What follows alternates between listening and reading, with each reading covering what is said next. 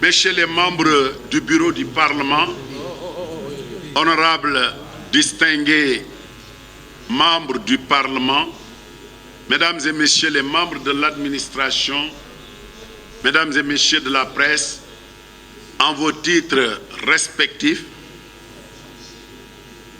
comme nous l'avons dit tantôt, après une semaine d'intenses travaux, nous venons aujourd'hui d'épuiser l'ordre du jour de notre présente session extraordinaire de l'année 2019. Il me plaît de vous rappeler que cette dernière a été précédée par un séminaire parlementaire sur la problématique de la transhumance et des conflits intercommunautaires à travers lequel nous avons eu à faire des recommandations qui serviront certainement d'avoir une approche nouvelle pour la résolution de cette problématique de gestion des conflits intercommunautaires en rapport avec la transhumance.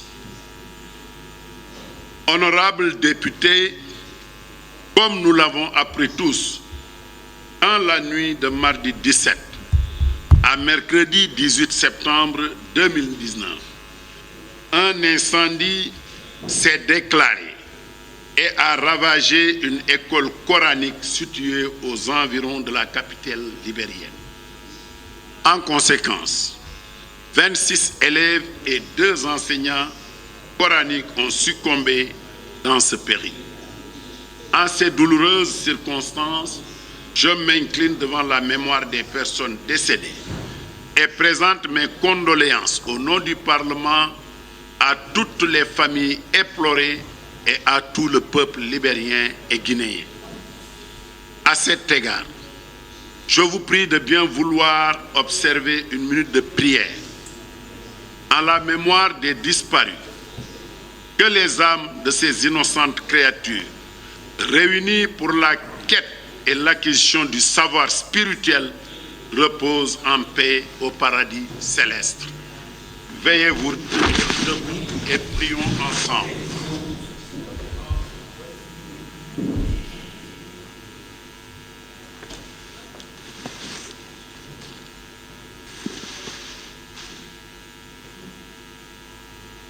Amen. Asseyez-vous. Que le Tout-Puissant leur pardonne leurs péchés. Honorables députés, mesdames et messieurs, la présente session extraordinaire qui s'achève me donne l'occasion de me réjouir de l'assiduité des députés aux différentes séances et de la richesse des débats qui ont marqué l'examen des différentes questions inscrites à l'ordre du jour. Les résultats des délibérations prouvent à suffisance l'engagement des députés communautaires à apporter une contribution de qualité à la marche de l'intégration régionale. En effet, au vu des différents travaux que nous avons eu à faire, dont la résolution qui a sanctionné l'examen des conclusions du séminaire consacré à la transhumance et aux conflits intercommunautaires, l'examen du rapport de la Commission des finances du contre-budget et de l'audit relatif au projet de budget d'exercice 2020, ainsi que l'analyse du rapport de la mission parlementaire sur la situation des personnes déplacées au Mali et les différentes missions de contrôle parlementaire, nous pouvons affirmer humblement que notre session extraordinaire fut un réel succès ici à Monrovia, la capitale de la République du Libéria. À cet effet, nous avons pu adopter un projet de budget qui reflète les ambitions de notre institution à s'investir plus activement dans le processus d'intégration régionale, à s'impliquer davantage dans la gestion des défis qui assaillent notre région et enfin à marquer une présence utile sur l'échiquier institutionnel de notre communauté. Honorables députés, chers invités, vous l'aurez remarqué, l'architecture de notre projet de budget n'a pas changé. Cela veut dire tout simplement que nous sommes restés dans les limites des orientations budgétaires indiquées par le président de la commission de la CEDEAO dans sa lettre de cadrage budgétaire adressée aux différentes institutions et agences spécialisées de la CEDEAO. Ainsi, comme je l'ai déjà indiqué à l'ouverture de nos travaux, Les points ci-après, à savoir les 2 sessions ordinaires du Parlement, les 2 sessions extraordinaires précédées des séminaires de formation, le forum annuel sur un sujet d'intérêt régional, la participation aux différentes missions d'observation des élections prévues dans notre sous-région en 2020, 6 élections, les missions d'information, de médiation et de contrôle dans certains États membres, les réunions délocalisées des commissions mixtes 4, ainsi que les charges liées au fonctionnement courant de l'administration de notre Parlement, constituent le vivier et l'ossature de notre projet de budget au titre de l'année 2020. Chers collègues, concernant le coût lié à la tenue de la session inaugurale, la 5e législature, nous avons endossé la proposition de la Commission des finances qui, de façon adéquate, a annexé, suite au mémorandum de la Commission de la CEDEAO adressé au président du Parlement, un projet de budget complémentaire subséquent. L'autre préoccupation majeure est de faire de la première session extraordinaire de l'année 2020 une session d'évaluation de la 4e législature. Cette session prévue en janvier en Gambie 2020 est d'une importance capitale pour notre institution. En effet, il ne s'agira pas tout simplement de faire un répertoire des activités menées durant la 4e législature, mais de mieux apprécier la pertinence des grands axes du plan stratégique qui a soutenu nos actions durant ces 4 dernières années.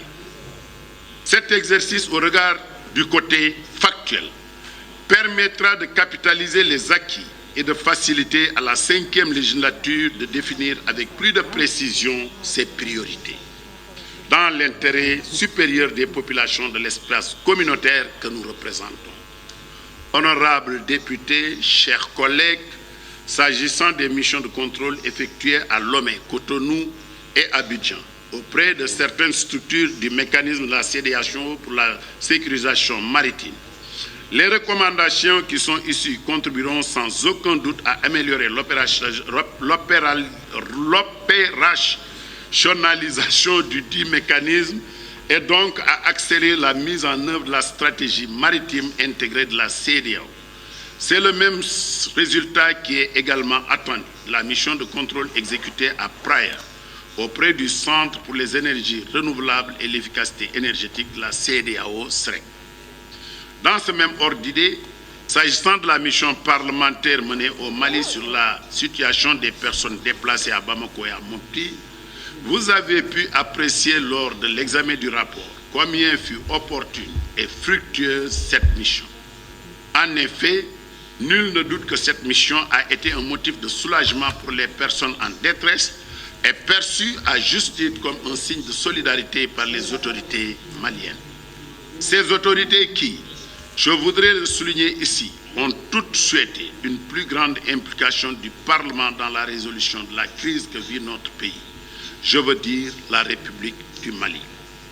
Honorables députés, mesdames et messieurs, les conflits intercommunautaires au Mali et dans d'autres pays de la région avaient juste titre motivé le choix du thème de notre séminaire.